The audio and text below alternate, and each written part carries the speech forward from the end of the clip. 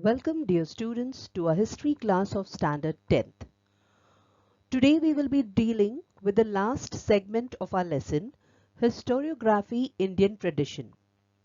We have already discussed about tradition of Indian historiography and historiography in India before independence.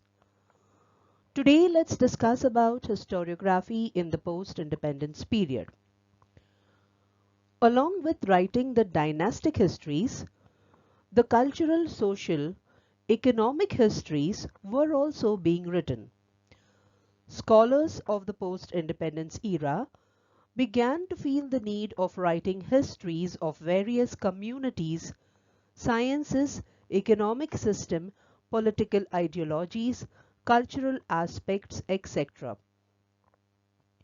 The historiography of this era has been influenced mainly by three ideological schools: Marxist history, subaltern history, and feminist history. Marxist history is a school of historiography influenced by Marxism. Marxist historiography has made contributions to the history of the working class, oppressed nationalities, and the methodology of history from below. The concern for the means of production, modes of production, and the industrial relations were at the center in the writings of Marxist historiography. In India, Damodar Dharmanand Kosambi is considered the founding father of Marxist historiography. D.D. Kosambi profoundly redefined the message that Marxism had for historians. Guided by the basic theses about how social evolution occurs, he rejected the view that India had ever passed through a phase of slavery. Rather, it was the construction of caste society that happened here. Comrade Dange was one of the founder members of the Indian Communist Party. In his book Primitive Communism to Slavery, the Indian communist politician Shripad Amrit Dange considered ancient Indian society to be of a primitive communist nature. Now, in a primitive communist society, the productive forces would have consisted of all able-bodied persons engaged in obtaining food and resources from the land, and everyone would share in what was produced by hunting and gathering. There would be no private property, which is distinguished from personal property such as articles of clothing and similar personal items, because primitive society produced no surplus. What was produced was quickly consumed, and this was because there existed no division of labor. Hence, people were forced to work together. Among the notable Indian historians who adopted Marxist ideological framework, scholars like D.D. Kosambi, Comrade Shripad Amrit Dange, Ram Sharan Sharma, Comrade Sharan Patil have contributed notably. Subaltern history. Subaltern is a word used by the British Army to denote a subordinate officer. Antonio Gramsci is widely celebrated as the most original political thinker in Western Marxism. Among the most central aspects of his enduring intellectual legacy is the concept of subalternity. He declared that the subaltern was the subjected underclass in a society on whom the dominant power exerts its hegemonic influence. The term subaltern in this context is an allusion to the work of Italian Marxist Antonio Gramsci, The term's semantic range has evolved from its first usage by Ranjit Guha, following Gramsci, to refer solely to peasants who had not been integrated into the industrial capitalist system. It now refers to any person or group of inferior rank or station, whether because of race, class, gender, sexual orientation, ethnicity, or religion. Ranjit Guha is a historian of the Indian subcontinent who has been vastly influential in the subaltern studies group. However, we might point out that much before the onset of subaltern ideology, similar thoughts were expressed by Mahatma Jyotirao Phule and Dr. Babasaheb Ambedkar. Mahatma Phule, whom Ambedkar considered his guru, wrote Gulamgiri, one of the first critiques of the caste system. This piece takes stock of its major argument and its significance. Written in Marathi with an English preface, the text has been translated into English as slavery. Mahatma Jyotiba Phule's Gulamgiri is considered one of the first tracts against the caste system. Published in 1885, it critiques the institution of caste through a 16-part essay and 4 poetic compositions, and it is written in the form of a dialogue between Jyotiba and a character he calls Dhondiba. The main thrust of Mahatma Phule's text is an inversion of the racial theory of caste. What is the racial theory of caste? According to this theory, a superior foreign race invaded this land. They became what we know as Brahmins today. The lowly indigenous people who were conquered by them became the Shudras. The term Shudras and Atishudras indicate the bottommost ranks in the caste system.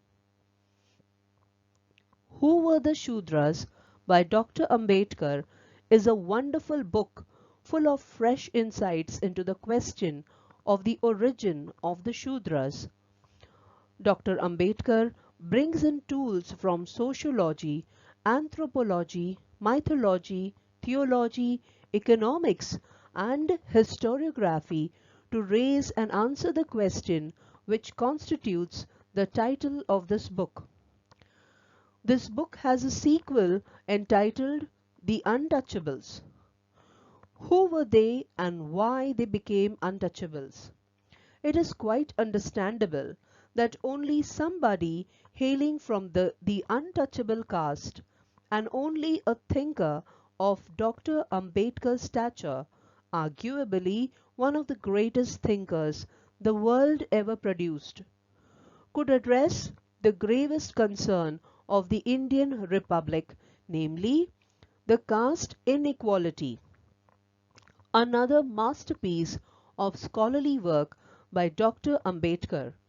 One just needs to read this to know the brilliance of Ambedkar and why he was so successful in changing the mindset of Dalits, and not just their material conditions of slavery. By far, the most logical explanation of the root causes of evil structures of caste and why it is not justifiable by any stretch of imagination or justification of history. Feminist history.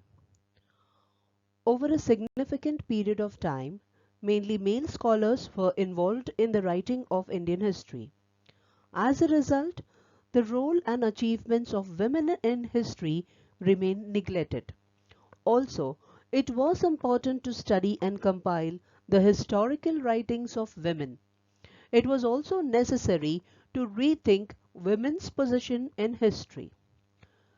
Tarabai Shinde was a feminist activist who protested patriarchy and caste in the 19th century India. She is known for her published work Stri Purush Tulna, originally published in Marathi in 1882. The pamphlet is a critique of upper caste patriarchy and is often considered the first modern Indian feminist text. It questions the ideological fabric of the patriarchal society, as women everywhere are similarly oppressed. Pandita Ramabai was a learned woman knowing 7 languages. She also translated the Bible into her mother tongue Marathi from the original Hebrew and Greek. The High Caste Hindu Woman was a book written by Pandita Ramabai Saraswati. The High Caste Hindu Woman, which according to her beliefs showed the darkest aspects of the life of Hindu women, including child brides and child widows, sought to expose the oppression of women in Hindu-dominated British India. Meera Kosambi's book, Crossing Thresholds, Feminist Essays in Social History, is of importance. Meera Kosambi is a sociologist trained in India, Sweden and the USA. The notion of the threshold, indicating the restricted periphery of the woman's place in family and society, was firmly embedded in the psyche of 19th century women in Western India. Yet some remarkable and articulate women, who are the focus of this book, transgressed patriarchal boundaries, crossing the thresholds literally and metamorphically to mark in the public sphere. The 10 essays that follow span a variety of topics: the politics of iconizing individual women's complex relations to their homes and their bodies, women's exposure to education and nationalism, the nature of conjugality and consent, ideas of motherhood and widowhood.